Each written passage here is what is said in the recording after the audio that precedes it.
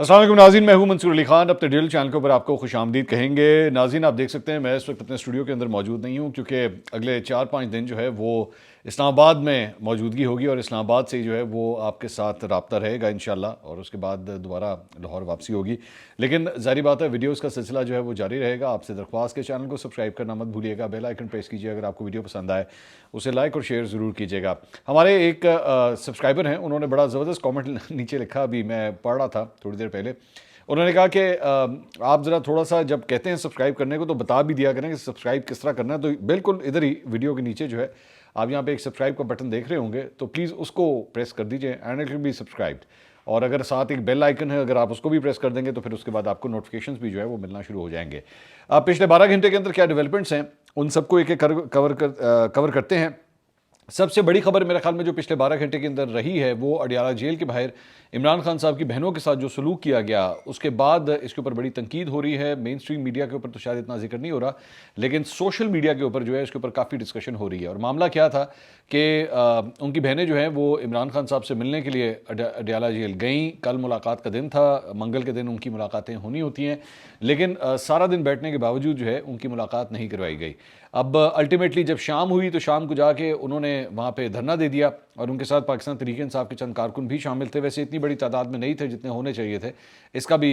پاکستان تحریک انصاف کو نوٹ کرنے کی ضرورت ہے کہ آخر ایسی کیا بات ہے کہ تعداد اتنی کم تھی۔ لیکن بہرحال وہ جتنے بھی تھے اس میں عمران خان صاحب کی بہنیں بھی شامل تھیں، ان کی جانب سے بھی جو ہے وہ یہاں پہ دھرنا دیا گیا۔ اب الٹیمیٹلی بعد میں جو ہے وہ اس دھرنے کو پولیس نے جو ہے بڑا بروٹلی اس کو ختم کیا۔ پہلے آپس میں مذاکرات کی کوشش ہوئی، افہام و تفہیم کے ساتھ، گفت و شنید کے ساتھ کوشش کی گئی کہ معاملے کو جو ہے ریزالو کیا جائے، بٹ الٹیمیٹلی ان کی جانب سے جو ہے وہ پولیس کی جانب سے جو ہے وہ ان تمام بہنوں کو حراست میں لیا گیا، اور اس کے بعد وہاں سے لے جا کے ان کو چکری کے انٹرچینج کے پاس جو ہے وہ چھوڑ دیا گیا۔ لیکن اس دوران عمران خان صاحب کی جو ایک بہن ہے ان کے بارے میں یہ خبر آئی کہ انہیں ذرا تھوڑا سا بروٹلی ہینڈل کیا گیا ہے، نورین نیازی، ان کے بارے میں یہ بات آئی، اور اس کے بعد انہوں نے وہاں پہ میڈیا کو یہ انفارم بھی کیا کہ میرے ساتھ جو ہے وہ کوئی زیادہ اچھا سلوک نہیں ہوا۔ میں یہاں پہ یہ بات ضرور کہنا چاہوں گا کہ الٹیمیٹلی کسی بھی معاشرے کے اندر جمہوری رویے جو ہیں وہ تو چلنے ہی چاہیے، اور آبویسلی اس میں کوئی دو رائے نہیں ہے کہ کسی کو بھی احتجاج کرنے کا، پرامن احتجاج کرنے کا جو ہے وہ پورا حق ہونا چاہیے۔ لیکن یہاں پہ معاملہ اس سے بھی ایک سٹیپ آگے ہے، اور وہ بات آتی ہے جب خواتین کی، میرے خیال میں ان سے جو ہے وہ اس قسم کا سلوک کرنا، یا ان کو اس طرح گھسیٹنا، یا ان کو جو ہے وہ مین ہینڈل کرنا قطعی طور پہ جو ہے وہ برداشت نہیں کیا جا سکتا۔ پاکستان کی سیاست کے اندر ماضی کے اندر بہت سی ایسی خواتین ہیں جن کے ساتھ اس طرح کے سلوک ہوئے ہیں، چاہے وہ مریم نواز ہوں، چاہے وہ محترمہ بینظیر بھٹو ہوں، فاطمہ جناح ہوں۔ اس کے علاوہ خواتین کی ایک بہت بڑی لسٹ ہے جن کے ساتھ یہ سب کچھ کیا گیا۔ تو یہ افسوسناک عمل ہے، اسے کسی طور پہ بھی کسی بات کے کسی جواز کے ساتھ جو ہے اس کی کوئی منطق نہیں ہے، اس کو کسی طرح سپورٹ نہیں کیا جا سکتا ہے کہ یہ جو کچھ بھی ہوا یہ ٹھیک ہے۔ As a matter of fact میں یہاں پہ ایک اور بات بھی کہنا چاہوں گا کہ مجھے اکثر اوقات ایک قسم کے آرگومنٹ سے اس بات کا بھی اختلاف ہوتا ہے کہ جب یہ کہا جاتا ہے کہ بتایا جاتا ہے کہ جناب یہ دیکھیں فلاں چیز ہو رہی ہے، تو اس کی جسٹیفیکیشن یہ دی جاتی ہے کہ دیکھیں وہ جب عمران خان صاحب کا دور تھا تو اس دور میں بھی جو ہے وہ مریم نواز کے ساتھ یہ سب کچھ ہوا تھا۔ Two wrongs don't make a right. اس سے پہلے اگر وہ غلط تھا تو یہ اس سے بھی زیادہ غلط ہے۔ وہ اس لیے بھی زیادہ غلط ہے کیونکہ جنہوں نے ایکچولی وہ سب کچھ فیس کیا آج وہ حکمرانی کی سیٹ کے اوپر بیٹھے ہوئے ہیں، اور اگر ان کے بیٹھے ہوئے بھی اس قسم کی زیادتی ہو رہی ہے تو یہ تو اور بھی زیادہ بری بات ہے۔ چلے پہلے جنہوں نے کیا شاید ان کے ساتھ پہلے تو نہیں ہوا تھا، تو شاید ان کو اس بات کا احساس نہیں تھا، لیکن آپ کے ساتھ تو ہوا، تو آپ کو تو اور بھی زیادہ سینسیٹیو ہونا چاہیے تھا اس معاملے کو لے کے۔ تو عمران خان صاحب کی بہنیں جو ہیں، پہلی بات تو میں بار بار یہ بات کہتا ہوں کہ ان کا پورا رائٹ ہے، ان کے پاس کورٹ آرڈرز ہیں، میں ارسپیکٹیو ایون کورٹ آرڈرز نہ بھی ہوں، ان کا رائٹ ہے کہ ان کی بہنیں ان سے جا کے ملے، اور اگر آپ نہیں ملنے دیتے اور ان کا ایکسیس جو ہے وہ آپ روکتے ہیں تو آپ زیادتی کرتے ہیں۔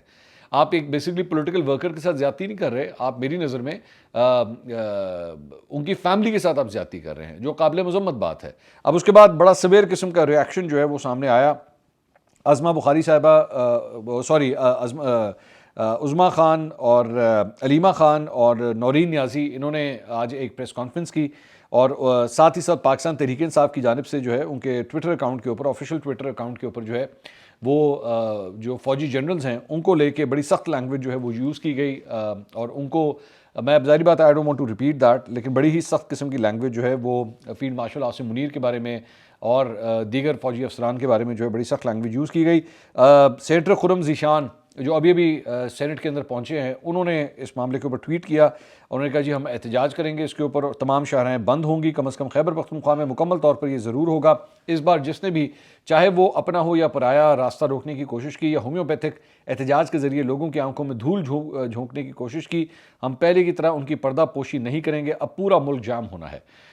پاکستان تحریک انصاف جو ہے وہ بڑے غصے میں لگ رہی ہے، خاص طور پہ اس انسیڈنٹ کے بعد جو علیمہ خان صاحبہ کے ساتھ اور دیگر بہنوں کے ساتھ جو ہے پیش آیا۔ وہ جو پریس کانفرنس ہوئی اس کے اندر علیمہ خان صاحبہ نے کہا جی ہم کبھی پریس کانفرنس نہیں کرتے تھے لیکن آج کرنا پڑ رہی ہے، ہم نے بڑے صبر سے کام لیا لیکن اب بات کرنا پڑے گی کہ عمران خان کو قید تنہائی میں ڈال دیا گیا، ہم سڑک پر اپنا حق مانگ رہے تھے کیونکہ ہمیں عدالت سے اجازت ملی ہے، ہمیں عدالتی احکامات کے مطابق بانی تحریک انصاف سے ملنے دیا جائے، مگر عورتوں کو بالوں سے پکڑ کر گھسیٹا گیا، چادریں کھینچتے رہے، تمام خواتین اور مردوں کو ایک ہی قیدی وین میں بند کیا گیا، یہ ملک ہمارا بھی ہے تو ہمارے ساتھ ایسا سلوک کیوں؟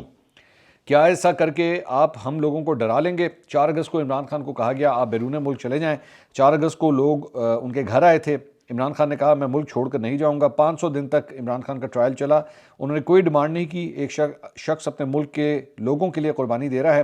آپ اسے سیاست کہتے ہیں لیکن وہ شخص قربانی دے رہا ہے، ہم اس ملک میں کسی بھی قسم کی غلامی قبول نہیں کریں گے، ہم اپنے بھائی کو کسی بھی صورت تنہا نہیں چھوڑیں گے، یہ کہنا تھا علیمہ خان صاحبہ کا۔ اس کے ساتھ ساتھ صوبائی وزیر مینا خان نے بھی گفتگو کی، انہوں نے کہا میں مریم نواز سے پوچھتا ہوں آپ کو شرم نہیں آئی؟ آپ فارم 47 پر جعلی مینڈیٹ کے ذریعے قابض ہوئیں، آپ ایک خاتون ہوتے ہوئے کیسے خواتین پر تشدد کروا سکتی ہیں؟ میں اسپیکر کے پی کے اسمبلی سے کہوں گا کہ اس پر ایکشن لیا جائے، ہم کمپرومائز نہیں کریں گے، پھر ہم ہیڈ آن لیں گے۔ میں مریم نواز کو پیغام دینا چاہتا ہوں کہ اگر ہمارے ساتھ ایسا ہو تو تمہارے لوگ بھی ہمارے صوبے میں نہیں آ سکیں گے۔ بات جو ہے وہ اب صوبائیت کی حد تک چلی گئی ہے کہ جی ہم آپ کے صوبے میں آئے تو آپ نے ہمارے ساتھ یہ سلوک کیا، اب ہم بھی آپ کو جو ہے وہ اپنے صوبے میں نہیں آنے دیں گے۔ ایک اور رہنما شاہد خٹک انہوں نے گفتگو کی، انہوں نے کہا ہمیں اس وقت صرف اس بات کا ڈر ہے کہ ہمارا چیئرمین جیل کے اندر موجود ہے، مریم نواز چاہتی ہیں کہ بانی کو ریالہ جیل سے بلوچستان شفٹ کر دیں، انہوں نے عمران خان کو جیل کے اندر بھی قید تنہائی میں رکھا ہوا ہے، ہم دوبارہ جائیں گے اور اپنے بانی کے لیے پرامن احتجاج کریں گے۔ علامہ راجہ ناصر عباس نے کہا کہ جی جمعے کے دن پورے ملک میں یوم سیام منایا جائے گا اور سارے شہروں میں لوگوں سے کہیں گے کالی پٹیاں باندھ کر نکلیں اور ایک ہی نعرہ ہو ایسے دستور کو صبح بے نور کو میں نہیں مانتا، جمعے کے دن ہم سب کے لیے امتحان کا دن ہوگا۔ پاکستان تحریک انصاف کی اس پریس کانفرنس میں ایکچولی تھوڑی سی بدنظمی بھی ہو گئی کیونکہ وہاں پہ خاتون وکیل کی جانب سے میڈیا کے نمائندوں کو جو ہے وہ تنقید کا نشانہ بنایا گیا، انہوں نے کہا کہ جی جانبداری کا میڈیا کے اوپر جو ہے انہوں نے الزام لگایا، وکیل نے الزام عائد کیا کہ ہم پر جب تشدد ہوتا ہے تو میڈیا جان بوجھ کر کیمرے بند کر دیتا ہے، آج میڈیا کے منہ پر کالک مل دی گئی ہے، وہ سچ نہیں دکھاتا۔ میڈیا پر الزامات کے اوپر صحافیوں نے احتجاج کیا اور انہوں نے کہا کہ جناب آپ پہلے اپنے پاکستان تحریک انصاف کے جو باقی منسٹرز ہیں کے پی کے اور دیگر MNAs MPs پہلے ان کو تو آپ اڈیالہ جیل بلائیں، اس کے بعد میڈیا سے جو ہے وہ آپ گلے شکوے کیجیے گا۔ اس کے ساتھ ساتھ انسداد دہشت گردی عدالت نے عمران خان کی GHQ حملہ کیس میں پیشی کے لیے سپرنٹنڈنٹ اڈیالہ جیل کو ویڈیو لنک کی تیاری کا حکم دے دیا ہے اور GHQ حملہ کیس میں سماعت انسداد دہشت گردی عدالت کے جج امجد علی شاہ کے روبرو ہوئی، تاہم آج بھی کیس کا ٹرائل جو ہے وہ نہیں ہو سکا، جس کے بعد ملزمان شیخ رشید، سمابیہ طاہر اور دیگر حاضری لگا کر واپس روانہ ہو گئے۔ آج کی سماعت میں ویڈیو لنک جو ہے وہ آن نہیں ہو سکا۔ تفتیشی افسر نے عدالت کو بتایا کہ مقدمے کے گواہ کرکٹ اسٹیڈیم ڈیوٹی پر ہیں، جس پہ عدالت نے گواہان کو طلب کرتے ہوئے سماعت 3 دسمبر تک ملتوی کر دی ہے۔ عدالت نے کہا کہ آئندہ سماعت video link what's app call کے اوپر ہوگی۔ اس کے علاوہ جناب پشاور کے 3 بڑے میڈیکل اداروں خیبر میڈیکل ٹیچنگ ہسپتال، خیبر میڈیکل کالج اور Khyber college of dentist chief justice of Pakistan justice Yahya Afridi کے صاحبزادے بیرسٹر ابراہیم خان افریدی کو اپنا قانونی مشیر انہوں نے جناب مقرر کر دیا ہے۔ بورڈ آف گورنرز نے باضابطہ اعلامیہ جاری کیا ہے، اعلامیہ کے مطابق بیرسٹر ابراہیم خان افریدی کی تقرری 1 سال کے لیے کی گئی ہے، جس کے دوران وہ اداروں کو ہر قسم کے قانونی معاملات میں رہنمائی فراہم کریں گے۔ اس کے علاوہ صالح ظافر صاحب نے جناب آج ایک سٹوری دی تھی، انہوں نے کہا جی 28ویں ترمیم کی آہٹ، یہ بات ہم پہلے بھی آپ سے کر چکے ہیں کہ 27ویں ترمیم تو آ چکی ہے، اب 28ویں ترمیم کی تیاری ہو رہی ہے شاید، اور مختلف منسٹرز تو ایکچولی یہ کہہ بھی رہے ہیں، مختلف کھلے عام ٹاک شوز کے اندر کہہ رہے ہیں کہ اس کی تیاری ہو رہی ہے۔ انہوں نے کہا کہ جی اپنی خبر میں کہتے ہیں کہ دونوں ایوانوں کا اجلاس آئندہ ہفتے بلانے کا فیصلہ، اہم قانون سازی کے لیے مسودہ تیار ہو گیا تو اجلاس پہلے بھی بلایا جا سکتا ہے۔ سیکریٹریٹ کو 27 نومبر کی تاریخ دی جا چکی ہے۔ 28ویں ترمیم پر سٹیک ہولڈرز میں در پردہ مشاورت جاری ہے۔ ہر درجہ قابل اعتماد پارلیمانی ذرائع سے پتہ چلا ہے کہ حکومت نے اجلاس بلانے کے لیے 27 نومبر کی تاریخ سے اسپیکر سیکریٹریٹ کو آگاہ کر رکھا ہے، جبکہ اجلاس اس سے پہلے بھی عجلت میں طلب کیے جا سکتے ہیں۔ پارلیمنٹ کے دونوں ایوانوں نے گزشتہ ہفتے آئین کی 27ویں ترمیم منظور کی تھی اور اس دوران آئین میں 28ویں ترمیم کا چرچا زور و شور سے جاری ہے، جس کے بارے میں تفصیلات منظر عام پر نہیں آئی ہیں۔ 26ویں اور 27ویں ترامیم کے درمیان منظوری کے لیے 11 ماہ کا فاصلہ تھا، لیکن اب 28ویں ترمیم جو ہے وہ یہ کہہ رہے ہیں کہ چند ہی دنوں کے اندر جو ہے ایکسپیکٹڈ ہے کہ وہ آ جائے گی۔ اس کے علاوہ پاکستان میں یورپی یونین کے نئے سفیر رامونڈس کارلوبس نے کہا ہے کہ آئینی ترمیم پاکستان کا داخلی معاملہ ہے، جبکہ عمران خان کی رہائی کا فیصلہ عدالتوں کا اختیار ہے۔ اور انہوں نے کہا افغان سرزمین دہشت گردی کے لیے استعمال نہ ہو، یہ مطالبہ درست ہے۔ اور انہوں نے کہا ہے کہ افغان طالبان کے دوحہ کے وعدوں پر رائے کے لیے معلومات درکار ہیں۔ ترکیہ کی ثالثی میں پاکستان اور افغانستان کے درمیان بات چیت جاری رکھی جائے اور کالعدم ٹی ٹی پی سے متعلق پاکستان کے تحفظات جائز ہیں۔ تو عمران خان صاحب کے حوالے سے انہوں نے کہا کہ جو کچھ بھی کرنا ہے عدالتوں نے کرنا ہے۔ اس کے علاوہ جناب ایک اور خبر یہ ہے کہ پاکستان بھر کے وکلاء نے 27ویں آئینی ترمیم کو غیر آئینی اور عدلیہ کی آزادی پر حملہ قرار دیتے ہوئے اسے واپس لینے کے لیے فیصلہ کن جدوجہد کا اعلان کر دیا ہے۔ صدر لاہور ہائی کورٹ بار ملک آصف نسوانہ نے کہا ہے کہ دسمبر 2025 میں لاہور اور کراچی سے اسلام آباد کی طرف لانگ مارچ کیا جا سکتا ہے۔ انہوں نے مزید کہا ہے کہ اعتزاز احسن، حامد خان، لطیف کوثر، منیر ملک سمیت تمام سینئر قیادت اس بات کا متفق ہے کہ ایک بڑی منظم اور پرامن وکلا تحریک چلائی جائے گی۔ آل پاکستان وکلا لانگ مارچ دسمبر میں ہو سکتا ہے۔ آئینی عدالتوں کے ممکنہ بائیکاٹ کے حوالے سے بھی مشاورت جاری ہے، مگر اس کا فیصلہ تمام بارڈز کو اعتماد میں لے کر کیا جائے گا۔ اس کے اندر ایکچولی یہ پروپوزل آیا تھا وکلا کے سامنے کہ جناب آئینی عدالتوں کا جو ہے وکلا بائیکاٹ کر دیں، لیکن اس کے بعد چند دیگر وکلا کی جانب سے ایک دھڑے نے یہ کہا کہ جناب اگر آپ بائیکاٹ کر دیں گے تو معاملہ تو جانے سارے آئینی عدالت کے اندر ہے، تو آپ اس کو کس طرح پرسو کریں گے اگر آپ آئینی عدالتوں کا رخ نہیں کریں گے؟ تو وکلا کے درمیان اس معاملے پہ تھوڑی سی شاید کنفیوژن پائی جاتی ہے۔ اس کے ساتھ ساتھ جناب اپوزیشن اتحاد تحریک تحفظ آئین پاکستان کے رہنما ساجد ترین، ان کی سپریم کورٹ کے سابق جج اطہر من اللہ صاحب سے جو ہے وہ ملاقات ہوئی ہے۔ ساجد ترین صاحب جو ہے ان کا تعلق اختر مینگل صاحب کے ساتھ ہے اور اختر مینگل صاحب کے وہ وکیل بھی ہیں مختلف کیسز کے اندر۔ ان کی سپریم کورٹ کے سابق جج سے یہ ملاقات ہوئی ہے اور مختلف امور کے اوپر جو ہے تبادلہ خیال ہوا اور ان کی تصاویر بھی جو ہے وہ پبلک کو ریلیز کی گئی ہیں۔ اس کے علاوہ جناب محکمہ داخلہ پنجاب نے کالعدم تحریک لبیک کے خلاف 12 مقدمات کی تفتیش کے لیے 12 جی آئی ٹیز جو ہے وہ تشکیل دے دی ہیں، اور جی آئی ٹی جو ہے وہ محکمہ داخلہ کے نوٹیفیکیشن کے مطابق 7 جی آئی ٹیز لاہور اور 5 جو ہے وہ شیخو پورہ میں درج مقدمات کی تحقیقات کریں گی۔ جی آئی ٹیز دہشت گردی سمیت دیگر سنگین دفعات کے تحت درج مقدمات کی تفتیش کریں گی، جبکہ جی آئی ٹیز میں پولیس، سی ٹی ڈی اور حساس اداروں کے نمائندے بھی جو ہے وہ بھی اب شامل ہوں گے۔ اس کے علاوہ راولپنڈی کرپشن کیس میں پولیس حراست سے فرار ہونے والے سابق A D C R Sialkot Iqbal Singhera کو پولیس نے دوبارہ گرفتار کر لیا ہے۔ آج سے چند دن پہلے جو ہے وہ ان کو عدالت میں پیشی کے لیے جو ہے وہ لے جایا گیا تھا، اور اس دوران ایک پیٹرول پمپ کے اوپر جب پولیس کی گاڑی رکی تھی تو وہاں سے یہ فرار ہو گئے تھے۔ اب پولیس نے جناب انہیں دوبارہ ٹریس کر کے جو ہے گرفتار کر لیا ہے، اور پولیس کی خصوصی ٹیم نے انہیں گرفتار کیا ہے۔ گرفتاری کے بعد ملزم کو کوٹ لکھپت جیل منتقل کر دیا گیا ہے۔ ملزم کی گرفتاری کے لیے 3 مختلف ٹیمیں تشکیل دی گئیں۔ تینوں ٹیموں کی سربراہی اور سپرویژن ایس پی صدر ڈویژن انم شیر خان کو سونپی گئی۔ ملزم اقبال سنگھیڑا 13 نومبر کو راولپنڈی سے لاہور منتقلی کے دوران پولیس حراست سے فرار ہو گیا تھا، اب اسے دوبارہ گرفتار کر لیا گیا ہے۔ اس کے علاوہ ایک سٹیٹ سامنے آیا ہے، وہ آپ کے ساتھ شیئر کرنا چاہوں گا، اور وہ یہ ہے کہ ملازمت کے سلسلے میں بیرون ملک جانے والے پاکستانیوں کی تعداد میں گزشتہ سال کی نسبت اضافہ ہوا ہے۔ بیورو آف امیگریشن کے مطابق سال 2024 میں 7,27,000 نوجوان جو ہے بیرون ملک گئے ہیں، اور جبکہ رواں سال صرف اکتوبر 2025 تک 6,15,000 پاکستانی بیرون ملک گئے تھے۔ سال 2024 میں سعودی عرب جانے والے نوجوانوں کی تعداد 4,52,000 سے زائد رہی، جبکہ رواں سال اکتوبر تک 10 ماہ 4,31,000 سے زائد پاکستانی جو ہے وہ سعودی عرب گئے ہیں۔ تو یہ تعداد جو ہے وہ پہلے سے بڑھ گئی ہے پاکستانیوں کی جو بیرون ملک گئے ہیں، اور اسی طرح گزشتہ سال 40,000 سے زائد پاکستانی جو ہے وہ قطر گئے تھے روزگار کے لیے، جبکہ رواں سال 10 ماہ میں جو ہے وہ اب تک 53,000 سے زائد پاکستانی روزگار کے لیے قطر جا چکی ہیں۔ یہ تعداد بھی جو ہے وہ بڑھ چکی ہے۔ بحرین، عمان، کویت، ترکیہ، چین جانے والوں کی تعداد میں بھی اضافہ ہوا ہے، جبکہ امریکہ، برطانیہ، متحدہ عرب امارات جانے والوں کی تعداد میں کمی واقع ہوئی ہے۔ بیسیکلی جو مڈل ایسٹرن کنٹریز ہیں اس میں زیادہ تر کے اندر جو ہے وہ اضافہ ریکارڈ کیا گیا ہے ایکسیپٹ یو اے ای۔ اس کے علاوہ خورسہ ڈائری نے جو ہے وہ ایک خبر رپورٹ کی ہے، انہوں نے کہا ہے کہ 9 مزدور جو کہ بیسکلی ایک کنسٹرکشن کے اوپر چیک پوسٹ کی کنسٹرکشن کے اوپر کام کر رہے تھے، انہیں جنوبی وزیرستان کے علاقے خیبر پختونخوا میں جو ہے وہ مسلح افراد نے اغوا کر لیا ہے۔ اس میں سے ایک مزدور جو ہے وہ بھاگنے میں کامیاب ہو گیا ہے، اور لیکن ابھی تک جو ہے وہ باقی مزدوروں کی تلاش جو ہے وہ جاری ہے۔ ایک مزدور جو ہے وہ بھاگنے میں کامیاب ہوا ہے۔ اس کے علاوہ بھارت کی جانب سے انڈمان اینڈ نکوبار آئلینڈ، یہ ان کے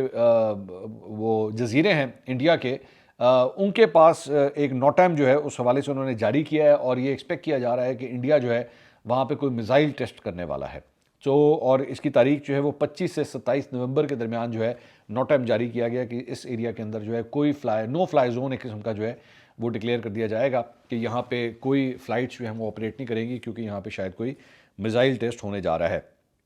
ایک اور آج بڑی انٹرسٹنگ خبر جو ہے وہ آئی ہے امریکہ سے، جہاں پہ ایک بڑی انٹرسٹنگ رپورٹ جو ہے وہ کانگریس میں جمع کروائی گئی ہے، اور اس کا تعلق ہے پاکستان اور بھارت کے درمیان ہونے والی جنگ سے۔ اب اگر اس کو انجوائے کر کے آپ نے نہ سنا تو میرے خیال میں بڑی زیادتی ہوگی، کیونکہ اس میں بتایا گیا ہے کہ بیسکلی پاکستان اور بھارت کے درمیان مئی میں جو دونوں ملکوں کے درمیان جنگ ہوئی تھی، اس میں انہوں نے کہا ہے کہ جی پاکستان کو اس جنگ میں بھارت کے اوپر برتری حاصل تھی۔ امریکہ کے اندر یہ کانگریس کے اندر رپورٹ جمع کروائی گئی ہے،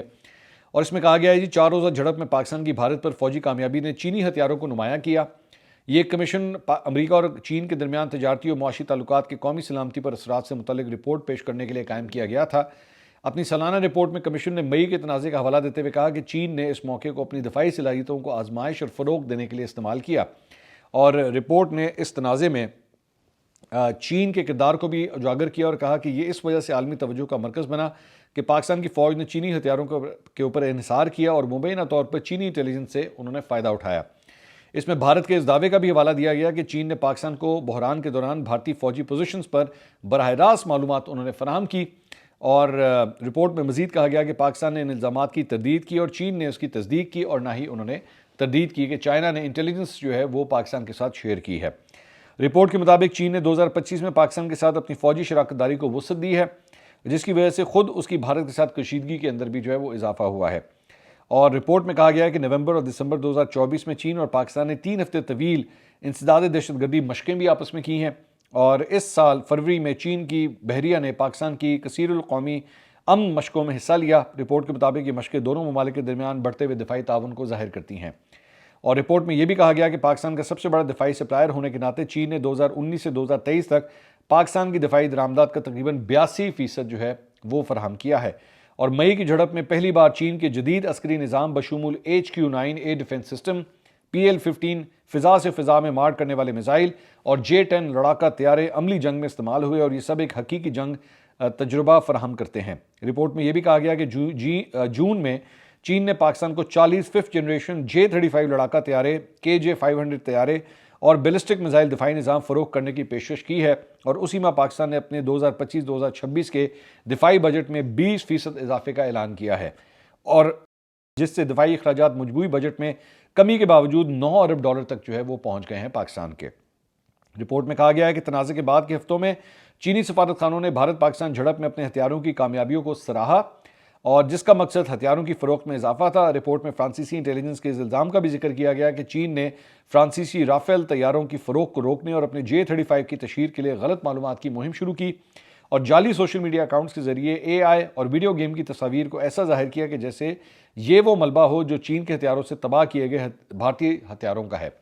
اور واضح رہے کہ پاکستان نے ابتدا میں دعویٰ کیا تھا کہ اس نے فضائی لڑائی میں بھارت کے 5 طیارے مار گرائے تھے، تاہم بعد میں یہ تعداد بڑھا کر 7 کر دی تھی۔ اسلام آباد نے اپنے کسی طیارے کے نقصان کی تردید کی تھی اور کہا تھا کہ 3 فضائی اڈوں کو نشانہ بنائے جانے کے بعد اس نے بھارت کے 26 اہداف کو جو ہے وہ نشانہ بنایا ہے۔ تو یہ جناب اب تک کی اپڈیٹ تھیں۔ اگلی ویڈیو میں آپ سے دوبارہ ملاقات ہوگی۔ اللہ حافظ۔